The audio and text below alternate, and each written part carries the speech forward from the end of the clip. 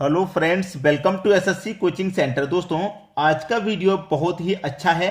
लाभ हानि का वीडियो है। लाभ हानि आप खुद जानते हैं कितना इंपॉर्टेंट चैप्टर है। तो चलिए स्टार्ट करते हैं। पहला क्वेश्चन है आपका, 17 गेंदों को 720 रुपये में बेचने पर 5 गेंदों के क्रय मूल्य के बराबर हानि होती है। तो एक गेंद का क्रय मूल्य ज्ञात करें। 17 गेंद कितने के बराबर?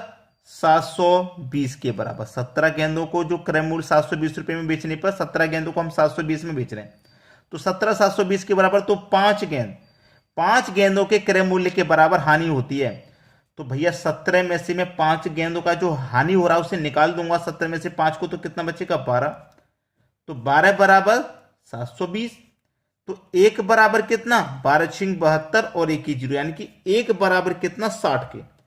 एक बराबर कितना? 60 के। याद रखना कि जब 17 गेंदों को हम 720 रुपए में बेचने पर 5 गेंदों के क्रय मूल्य के बराबर हानि हो रही है, यानी कि 5 गेंद का जो क्रय मूल्य है उतना हानि हो रही है जब हम 17 गेंदों को 720 में बेचते हैं।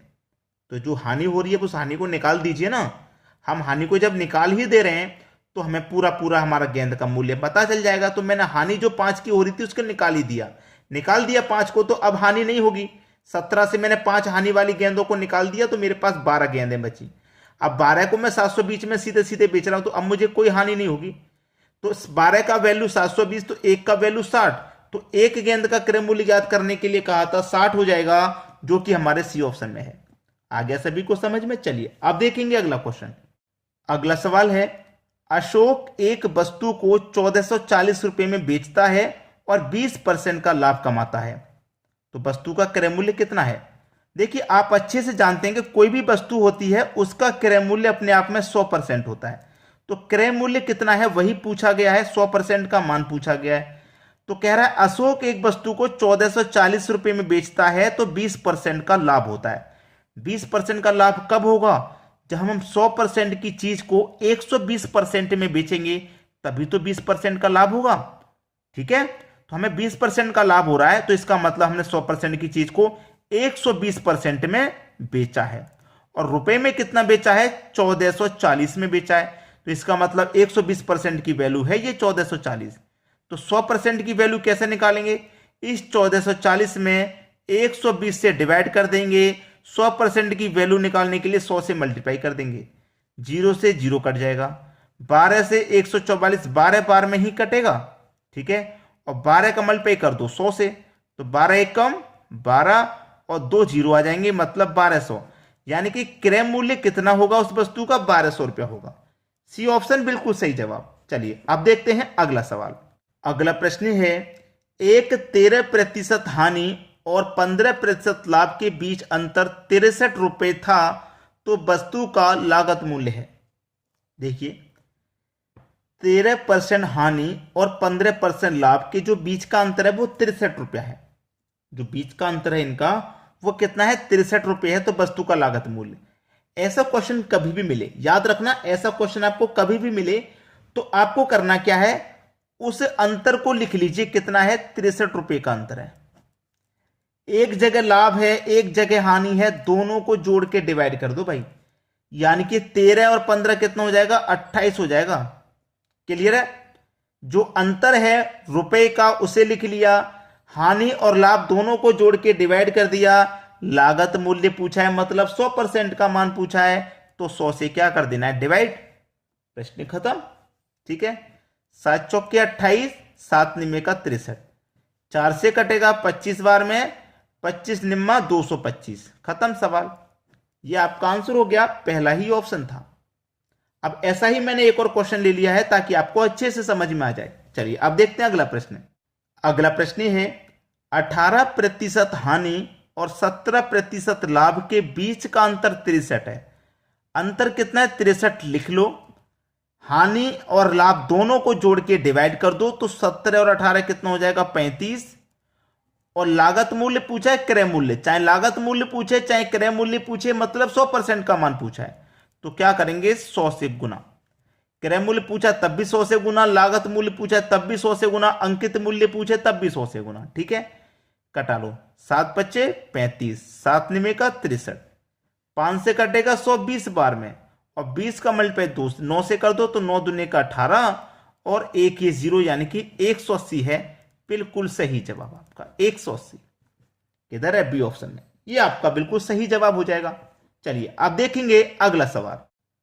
अगला सवाल है, एक मोबाइल जब 6% लाभ पर बेचा जाता है तो 6% हानि पर बेचने की तुलना में 870 रुपये अधिक मिलते हैं, तो मोबाइल का क्रय मूल्य क्या है। देखिएगा मैंने अभी अभी ऐसा क्वेश्चन कराया था, तो जो बेचने की तुलना में यानी कि 870 रुपये हैं तो आप 870 रुपये लिख लीजिए।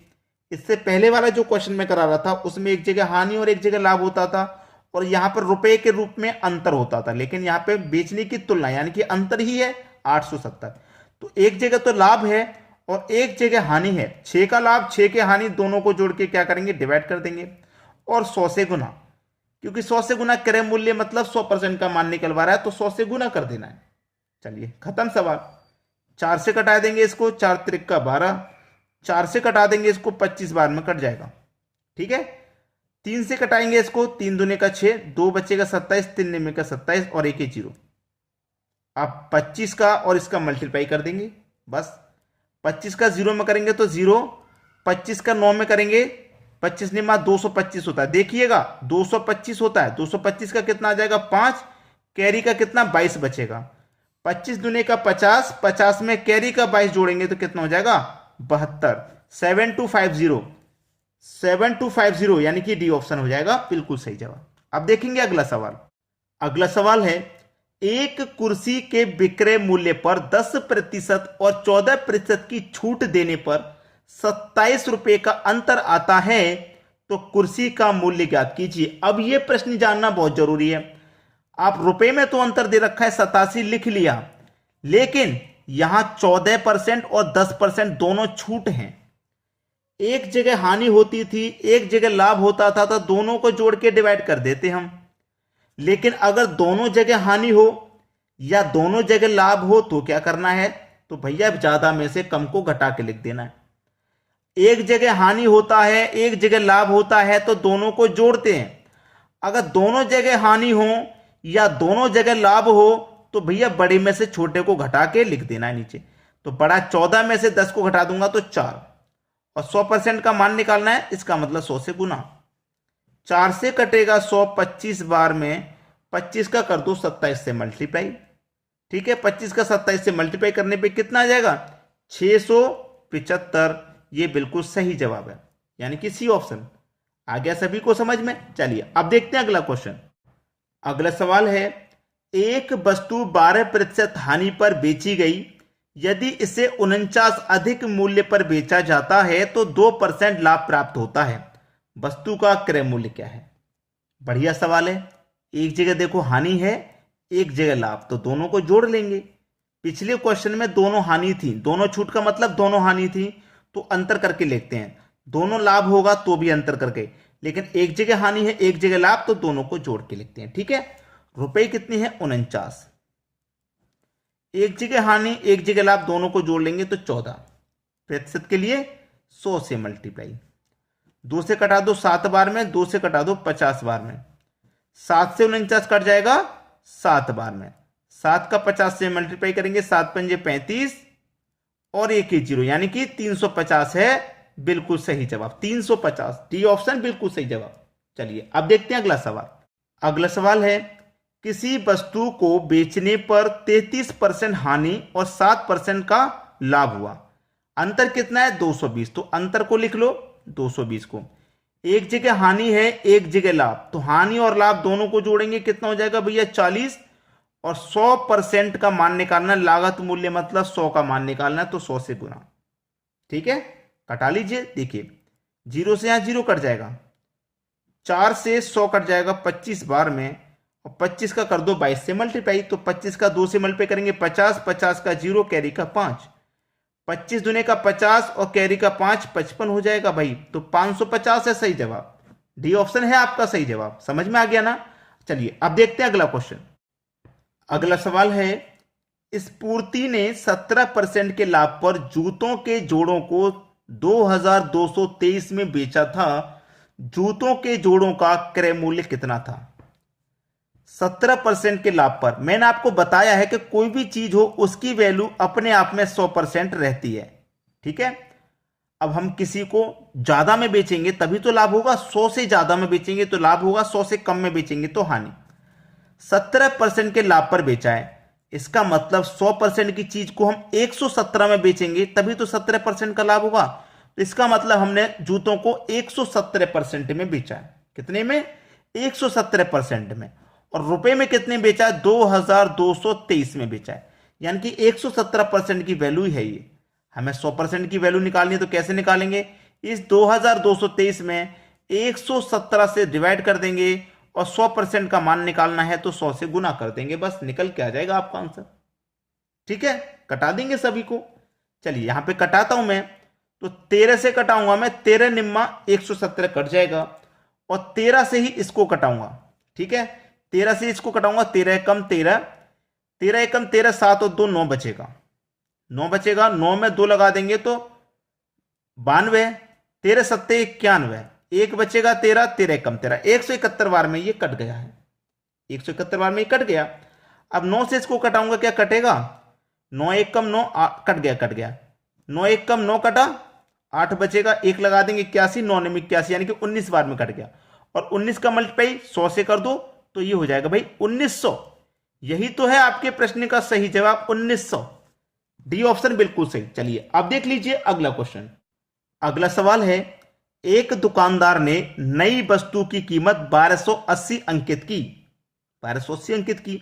यदि 10% छूट देने के बाद भी उसे क्रय मूल्य पर 20% का लाभ होता है तो वस्तु का क्रय मूल्य ज्ञात कीजिए।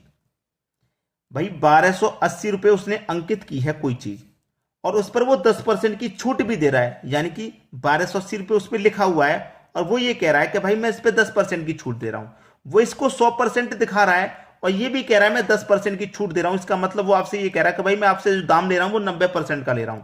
परसेंट का मतलब बटे में 100, ये तो कह रहा है उसने।